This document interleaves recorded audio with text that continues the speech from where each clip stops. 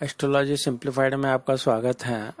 आज हम जो चर्चा कर रहे हैं कि जो भी हमारी कुंडली होती है उसमें कुछ ग्रह हमारे अनुकूल रहते हैं, योग कारक होते हैं, कुछ ग्रह ऐसे हैं जो हमारे प्रतिकूल होते हैं, जो कि 6, 8, 12 भाव के स्वामी होते हैं, तीसरे छठे 11 भाव के स्वामी हो सकते हैं। इस तरह से ये कुंडली में अकारक ग्रह भी हो सकते हैं। तो जो भी इनकी दशाएं अंतर दशाएं चलती है या गोचर में खराब इनके रिजल्ट आ रहे हों, तो आपको उसके उपाय किस तरह से कर सकते हैं इसकी संक्षिप्त जानकारी है।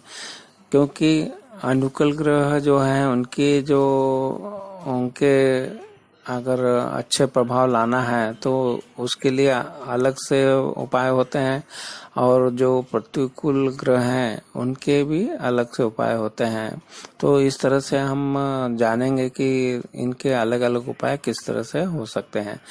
जब भी आपका कुंडली का हम विश्लेषण करेंगे तो आपको वहाँ पे मालूम पड़ता है कि कौन से ग्रह हमारे अनुकूल हैं और कौन से प्रतिकूल हैं। तो इन दोनों ग्रहों के उपाय करना चाहिए, तो जो अनुकूल हो या प्रतिकूल हो, और जब उनकी दशाएं अंतर्दशा चलती हो।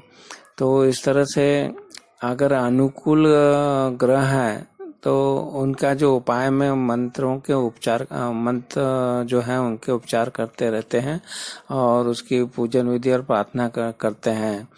और जो भी नग अगर योग कारक है तो नग पहनते हैं या कड़ा पहनते हैं, वो तो उसके प्रभाव को मजबूत किया जाता है। और जो प्रतिकूल ग्रह हैं तो उसके लिए आपको क्या करना है, उसमें भी आपको ग्रहों के मंत्रों के तो उपचार का, ग्रहों के मंत्रों को बोलना चाहिए, और साथ साथ में उनकी वस्तुओं के दान करना चाहिए। तो इस तरह से अब हम जानेंगे कि मान लो कि कोई ग्रह आपके अनुकूल है, जब मतलब चंद्रमा ग्रह आपके कुंडली में अच्छी स्थिति में है और कमजोर है, तो उसके लिए आपको क्या करना चाहिए कि शिव मंदिर में जाके उनकी पूजा आराधना करना चाहिए, और जो मंत्र है ओम चंद्रमा नमः का 108 बार पाठ करना चाहिए। इस तरह से उनकी शिव जी की पूजा आराधना करना चाहिए। अगर इसी तरह मंगल ग्रह अनुकूल है तो मंगलवार के दिन आपको हनुमान मंदिर जाके मंगल के मंत्रों के जाप करना चाहिए, धूप अगरबत्ती करके पूजा आराधना करना चाहिए, तथा हनुमान चालीसा का पाठ करना चाहिए। और नग जो है मंगल के वो और कड़ा भी तांबे का पहन सकते हैं। इसी तरह अगर बुध ग्रह आपके अनुकूल है तो उसके वो गणेश मंदिर जाके गणेश जी के मंत्र है ओम गण गणपति नमः का पाठ करना चाहिए और उनकी पूजा आराधना करना चाहिए। इसी तरह अगर गुरु ग्रह आपका अच्छी स्थिति में है तो गुरु ग्रह के लिए बृहस्पति के दिन बृहस्पति देव की पूजा आराधना करना चाहिए और उनके मंत्रों के जाप करना, ओम ब्रह्म बृहस्पति नमः का पाठ करना चाहिए। इस तरह से विष्णु सहस्त्रनाम का भी पाठ भी कर सकते हैं।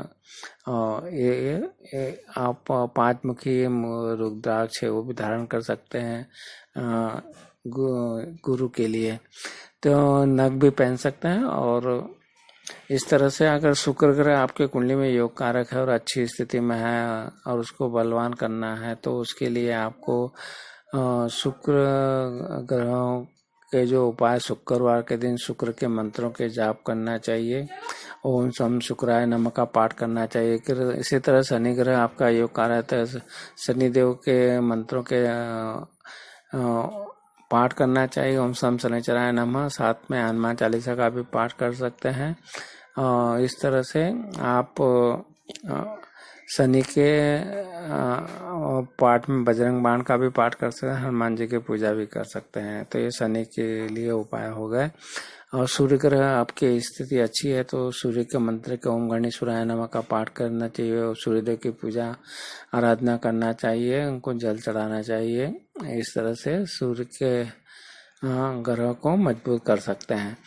तो ये अभी तो हमने जो बताया वो सब अनुकूल स्थिति होने पर करना चाहिए। अगर प्रतिकूल है यही ग्रहों की स्थिति तो उसमें हर एक प्रतिकूल में मान लो वो अशुभ भावों के स्वामी है और योग कारक नहीं है, तो और उसके लिए आपको क्या करना चाहिए, सूर्य ग्रह को लेंगे तो सूर्य ग्रह को जल चढ़ाना चाहिए, पिताजी की सेवा करना चाहिए, पिताजी से लोगों की भी आशीर्वाद लेना चाहिए, और जो दान में है गेहूं तांबे के और बर्तन वगैरह दान कर सकते हैं।